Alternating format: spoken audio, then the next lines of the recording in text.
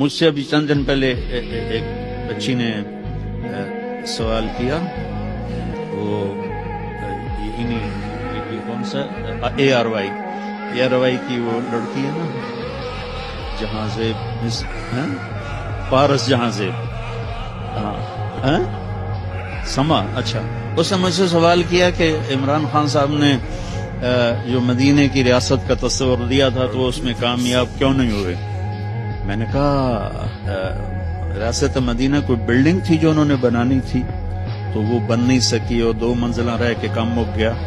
میں کہا وہ تو ہم نے بنانی تھی، جھوٹا جھوٹ چھوڑتا، زانی زنا چھوڑتا، شرابی شراب چھوڑتا، ڈاکو ڈاکہ چھوڑتا، اور ظالم ظلم چھوڑتا، اور برائی کرنے والا برائی چھوڑتا، اور بددیانتی کرنے والا بددیانتی چھوڑتا۔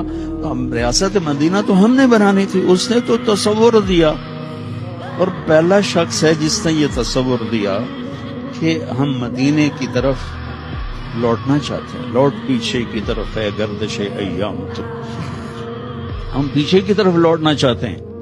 ہمیں نبی کا دامن پکڑے بغیر عزت مل ہی نہیں سکتی۔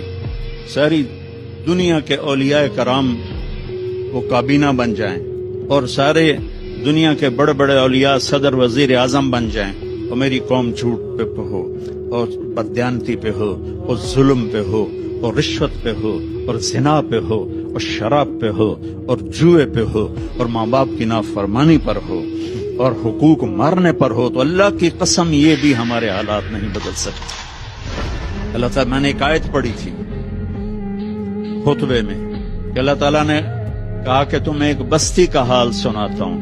میں یہاں ترجمہ کر دیتا ہوں، اللہ تعالیٰ کہہ رہا ہے کہ میں تمہیں پاکستان کا حال سناتا ہوں۔ ضرب اللہ مثلا قریۃ، میں تمہیں پاکستان کا حال سناتا ہوں۔ کانت آمنۃ مطمئنہ، وہ بڑی تیزی سے اٹھ رہے تھے، بڑے امن میں تھے، بڑے اطمینان میں تھے۔